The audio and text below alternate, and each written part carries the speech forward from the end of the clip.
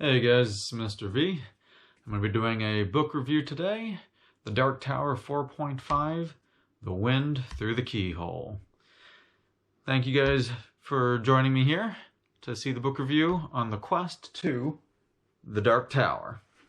So, before I go into my book review, you guys should know that I try to give a spoiler-free review, or maybe some minor spoilers, which is why if you see me looking down occasionally, it's because I have notes, so I try not to give away any spoilers. So, The Dark Tower 4.5, The Wind Through the Keyhole. This is definitely an interesting book because this is supposed to take place between books Dark Towers 4 and Dark Tower 5. But this was actually released in 2012, which was after Stephen King had finished The Dark Tower. He had already finished Dark Tower 7. So that's why it's a very interesting one, because it takes place between it, despite being released later. So, one thing, I'll just give you a quick synopsis of what the book is about. So it's basically about a Roland and his current quartet of Eddie, Susanna, Jake, and Oi, and they see something. It's like a storm. It's called a Stark Blast, and they need to get in cover, like under a building, something like that, because a Stark Blast can be pretty crazy, like a blizzard, like way worse than a regular blizzard. And when they find shelter, Roland tells a story of when he was a young gunslinger. So that is the basic premise of Wind Through the Keyhole. So I definitely thought it was a very interesting book for many regards. One thing, now I read it on the Kindle, and I saw up until Dark Tower 4 that they had given just a brief summary of what the previous Dark Towers were about, because, sometimes you read books in between. And, I always enjoyed that because I am reading books in between. I am reading a lot of the books that link to the Dark Tower. So, I try to read books in between, and, there's different lists online that you guys can look up. So, I always like just a quick summary. And his previous books had done that. This one didn't. I don't know if it's because it was released much later, or maybe they're not going to give those summaries anymore, because by the time you get to this point in the Dark Tower series, you should really basically know who is Roland, who is Eddie, who is Susanna, who is Jake. You should know those things already, so maybe that's why. But with that being said, I definitely feel that you should read this after book 4. There are some people online, there's always a debate online. There are people online who say read it after book 7 as you kind of go back and read it. But I think you should read it after book 4.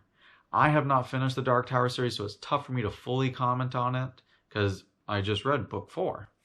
But I think it's a good transition between book 4 to book 5. And because one of the things is he's going to tell a story. The current day Roland tells a story when he was a young Roland, just like in book 4. That's what the story is about young Roland's quest, and Roland tells about all that. So that's why I think it's very similar to book 4 in those regards. And there are many other aspects that are similar to book 4. Some good and some not so good. One of the things, is like, I forget what the exact name of it is, but in book 4 they had that, I think it was Wizard's Glass, where you could like look into it and like see, the future. You could also see the past, present, you could see all that stuff. And there was something very similar in this book. I won't say what it is, I won't say when it happens, but there's something very similar in this book. So, that has kind of similar to book 4. But one of the things that, I did not like as much about this was that it's similar in that Roland is telling a story about a young Roland, and they really aren't going towards the Dark Tower throughout this book. It's more just another young Roland story.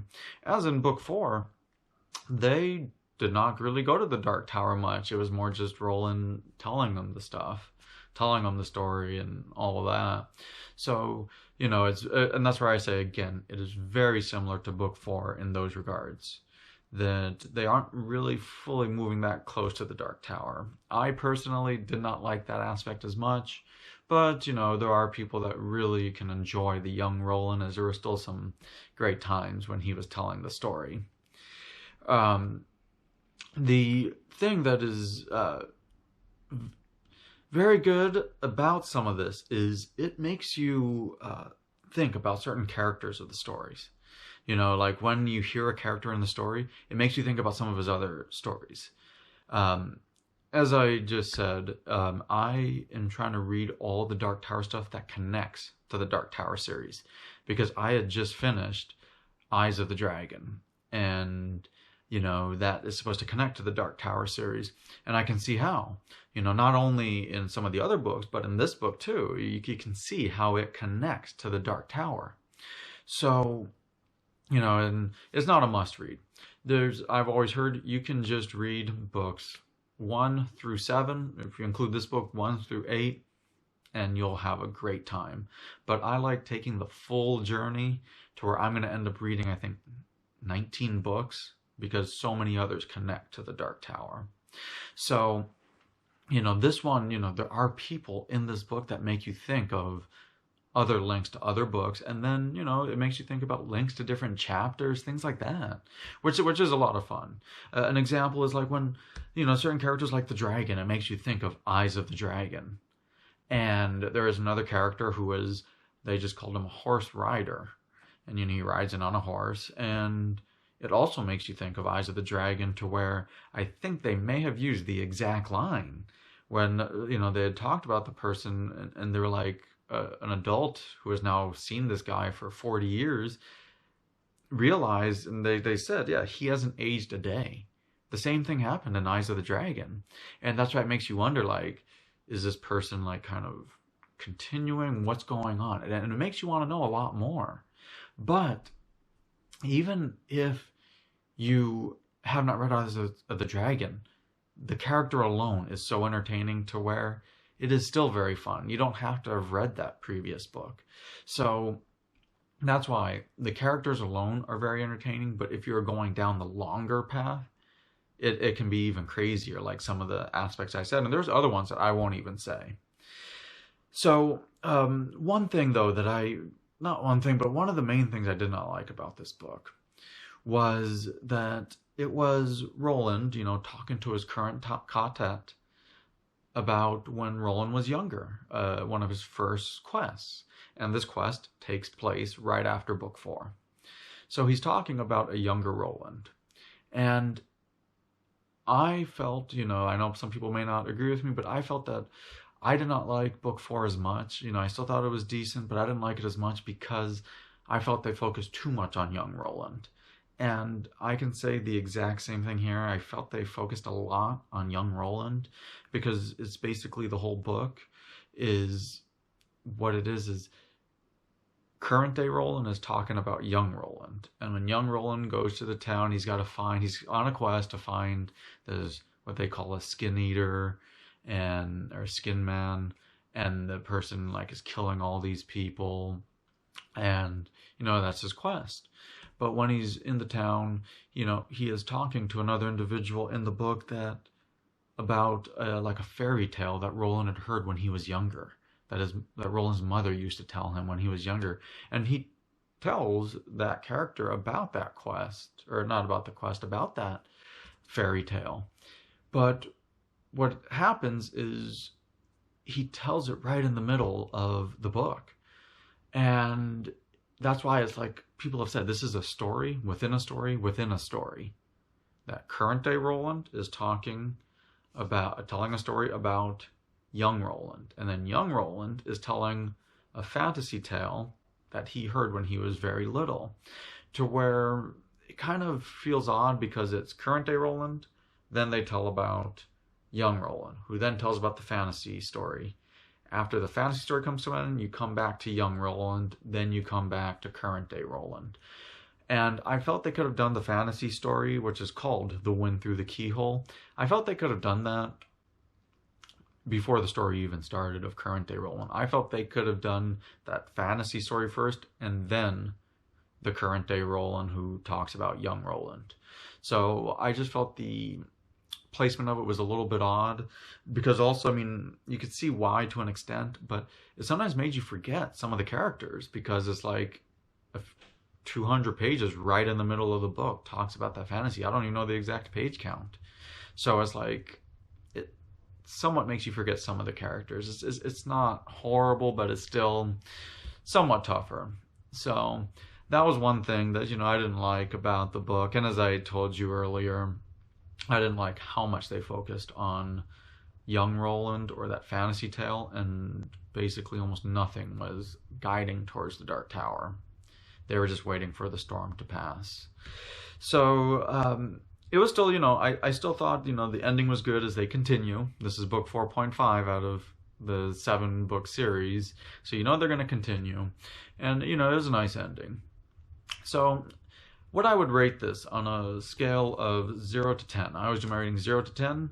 0 is absolutely awful. A 5 is average. And a 10 is phenomenal. Like, that should be your next read type. Phenomenal. Very few books reach the 0 category, just as very few reach the 10 category. Because again, a 5 is average.